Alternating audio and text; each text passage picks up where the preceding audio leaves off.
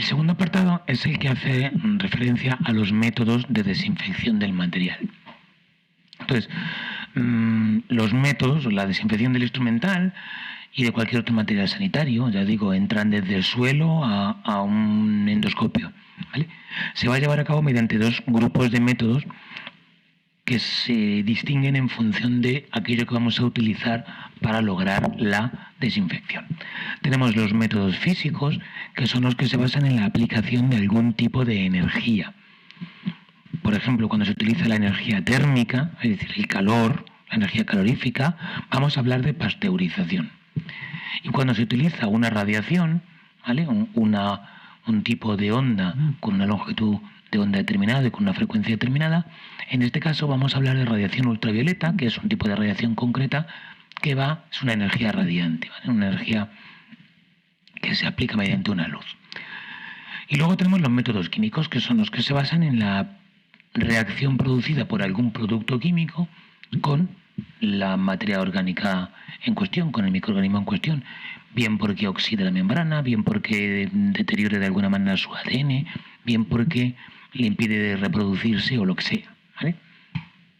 Entonces, dentro de los métodos físicos, la pasteurización consiste en aplicar un cierto grado de calor durante un determinado tiempo, ¿vale? La pasteurización nos permite aplicar entre 65 grados y 95 grados de temperatura. Por encima de 95 grados el agua se nos va a evaporar y vamos a tener, a los 100, vamos a tener un problema, que es que se nos va a escapar el vapor y vamos a tener que aplicar otro método que lo veremos en el siguiente tema. Y por debajo de 65 no hacemos nada. Entonces, entre 65 y 95 grados podemos pasteurizar, podemos desinfectar, pero durante un tiempo concreto, claro. A 95 grados vamos a tener, con un minuto va a ser suficiente, pero para aplicarlo a 65 grados vamos a necesitar una hora. Entonces, si yo bajo la temperatura, subo el tiempo.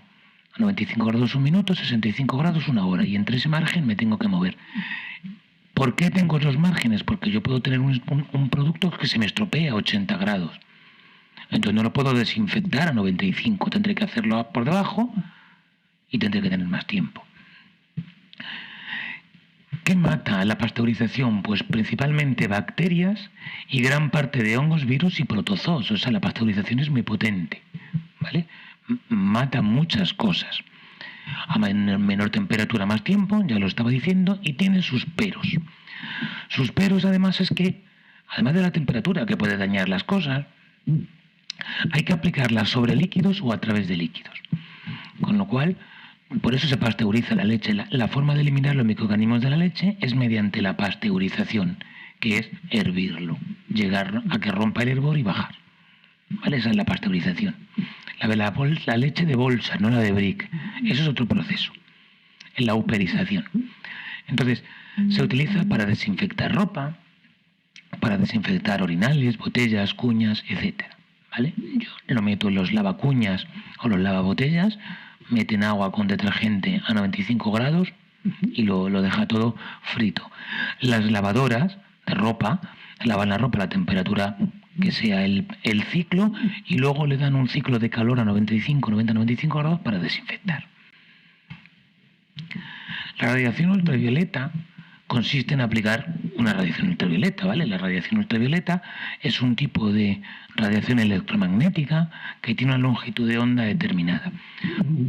Las radiaciones que emite el sol o que emite cualquier fuente de radiación, en función de la forma que tenga la onda, son más energéticas o son menos energéticas. Entonces hay unas que se llaman ultravioleta. El ultravioleta A es poco energético, el ultravioleta B, el UV, es bastante energético, el ultravioleta C es muy energético, ¿vale? Entonces, cuando uno se quiere poner moreno, se pone en una lámpara de UVA, ultravioleta A, que es el menos intenso. Es eficaz sobre superficies limpias y sobre superficies no rugosas. Hace falta tiempo. Y si se alcanza un tiempo muy largo puede esterilizar, pero hablamos de tiempos absurdamente largos. Y se lleva a cabo mediante lámparas de ultravioleta, que son estas cajitas que se utilizan mucho, sobre todo en peluquerías, en centros de estética o en ópticas, ¿vale? Por ejemplo, en las ópticas, ahora lo que se tiene es este tipo de aparato, que yo tengo las gafas, me las pruebo y luego las meten ahí, para matar el posible COVID que haya quedado, ¿vale? No es un método muy eficaz o es muy especial, pero bueno, tiene su utilidad. Los métodos químicos son bastante más útiles, bastante más eficaces. Consiste en aplicar una serie de productos químicos para eliminar el microorganismo en cuestión, ¿vale? Algunos, en función de la concentración y del tiempo, llegan a esterilizar, pero ya os digo que durante tiempos bastante largos. Se pueden aplicar de distinta manera.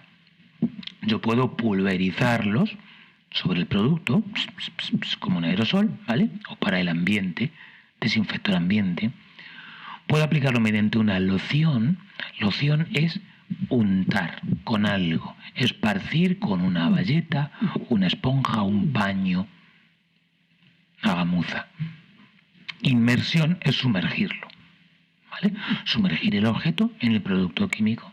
Entonces, salvo indicación expresa del producto y del fabricante, no se deben mezclar nunca los desinfectantes ni los métodos. Todo tiene su explicación y su paso a paso. Incluso el fabricante te tiene que decir con qué tipo de bayeta puedes utilizar según qué tipo de desinfectante. Porque podría ser que el material de que esté hecho la esponja interfiera con el desinfectante y no desinfecte, o se estropee, o peor aún, sea tóxico. Los principales desinfectantes de medio y bajo nivel, que son los que vamos a ver primero, son los siguientes. Los derivados clorados, porque el cloro es un producto tremendamente desinfectante, ¿vale? Y dentro de los derivados clorados vamos a ver la lejía, que es el hipoclorito sódico, o de sodio, que es el más elemental. Los derivados de amonio cuaternario, que son productos derivados del amoníaco, pero que no son amoníaco, ¿vale? No es el amoníaco. Los compuestos fenólicos, los derivados del yodo, y vamos a ver sobre todo la povidona iodada, alcoholes como el etanol o el isopropanol, y un producto típico de productos muy raros, muy poco especiales, que son las biguanidas, y que el ejemplo como desinfectante es la clorexidina, que seguro que os suena de algunos enjuagues bucales, lo habréis visto también en clase con Beatriz. Entonces, por ejemplo, el producto que se utiliza para desinfectarse las manos en esta época COVID es un producto de base alcohólica, es un isopropanol o un etanol, pero que tiene algún derivado de amonio cuaternario, ¿vale? Y de esa forma complementa y resultan bastante desinfectantes. Vamos a seguir viendo en tablas como esta, ¿vale?, cuáles son los productos desinfectantes más comunes. Entonces, estos símbolos de aquí, en amarillo y en naranja, nos indican si se utiliza para desinfectar bajo o medio nivel, ¿vale? Y vamos a ver siempre lo mismo: el nombre, la concentración más habitual, el tiempo de acción, las indicaciones y alguna observación que hay que tener en cuenta, así un poco significativa, a la hora de utilizarlo, o alguna precaución. Por ejemplo, en la lejía, que su nombre real es hipoclorito de sodio, ¿vale? La lejía se utiliza a una concentración del 5,25%, que la mayor parte de los productos que se venden de forma comercial ya vienen en esa concentración, para que no haya que andar diluyendo. El tiempo de acción hasta que desinfecta es de 10 minutos. Si yo quiero desinfectar suelos, aseos, áreas de preparación de alimentos, aguas o aparatos para diálisis, los tengo que tratar con lejía al 5,25% y hasta los 10 minutos no están desinfectados, ¿vale? Como observaciones a tener en cuenta, hay que diluir en agua fría, es decir, nunca en agua caliente, y no mezclar nunca con otros desinfectantes ni con otros tipos de productos, ¿vale? Y sobre todo no mezclarlo con amoníaco. Cuidado, que es tremendamente peligroso, ¿vale? Suele presentarse en forma jabonosa, porque se va a utilizar para limpiar y desinfectar a la vez. El cloruro de benzalconio es un derivado de amonio cuaternario y se utiliza en distintas concentraciones en función del proveedor y del fabricante, ¿vale? Aquí vemos que pone concentrado, pues estará preparado para diluirse, ¿vale? Entonces, el tiempo en función de la concentración se utiliza un poco como el anterior: suelos, paredes, camas, ¿vale? También bajo y medio nivel. Y, por ejemplo, no se puede mezclar con detergentes aniónicos, no se puede mezclar con aguas duras, que ya lo vimos en el tema anterior, y no se puede utilizar con algodón, es decir, no puedo utilizar un paño de algodón para esparcirlo. El fenol o derivados del fenol se utilizan en concentraciones de entre el 1 y el 5%, según sobre lo que lo vaya a utilizar. El tiempo va a depender de la concentración, obviamente, y se utiliza también para elementos parecidos a los anteriores, sobre todo para suelos, paredes, camas, muebles, etc. No se puede mezclar con detergentes catiónicos ni con aniónicos, es decir, no se puede mezclar con ningún tipo de detergente. En todo caso, los no iónicos, ¿vale? Perdón, los aniónicos, que son los que faltarían ahí. Pero es mejor no andar jugando, ¿vale? No lo mezclamos con nada y ya está. Puede irritar piel y mucosas, ¿vale? Se utiliza también de bajo y medio nivel. La povidona iodada, el betadine, ¿vale? Se utiliza en concentraciones del T7,5 y el 10%, según para lo que se vaya a utilizar. El tiempo de acción va a oscilar en torno a los 10 minutos, un poco arriba, un poco abajo. Y se utiliza, por ejemplo, para desinfectar tanques de hidroterapia, para botellas de uso diverso, para termómetros, y también como aséptico o como antiséptico en la piel, en las manos, ¿vale? En heridas, etc. Tiene un problema y es que enmascara las heridas, es decir, como las tiñe de color, yo no puedo ver si hay un enrojecimiento y por eso se tiende a no usar el betadine cada vez más. Es corrosivo con los metales y a largo plazo irrita la piel, irrita las mucosas. Este ya es un desinfectante de medio nivel solo. El isopropanol, el alcohol, se utiliza en concentraciones del 70%, no del 90%, que es el alcohol de farmacia típico de 96%. Es mejor utilizar el de 70 como desinfectante durante 10 minutos cuando se aplica sobre material, no crítico siempre. Problemas, enturbia el metacrilato, o sea, los plásticos, algunos, los de tipo metacrilato, los enturbia, como los araña, reseca la piel y es inflamable. Almacenar alcohol tiene su problema, ¿vale? Y la clorhexidina, que es últimamente el antiséptico de elección, se utiliza principalmente para las heridas y para material no crítico, como todo el que os he descrito antes, ¿vale? Da igual. 2 a 20 minutos, según la concentración, que suele ser en torno al 4%, pero va a depender muchas veces del tipo de material. No mezclar con derivados clorados ni con jabones y diluir siempre con agua destilada. Tampoco se puede mezclar con agua que tenga ningún otro tipo de combinación salina. Y ahora vamos a ver los 4 desinfectantes de alto nivel más potentes, los de tipo aldehído y los oxidantes. Los de tipo aldehído se utilizan el glutaraldehído, o GTA, al 2% durante 20 minutos. Este ya es un desinfectante de alto nivel, como os decía antes, y se utiliza en dializadores, equipo de terapia respiratoria, de anestesia, e instrumental endoscópico termosensible, como los endoscopios flexibles, ¿vale? Un endoscopio, un gastroscopio, por ejemplo, como el que vimos en el vídeo de la semana pasada.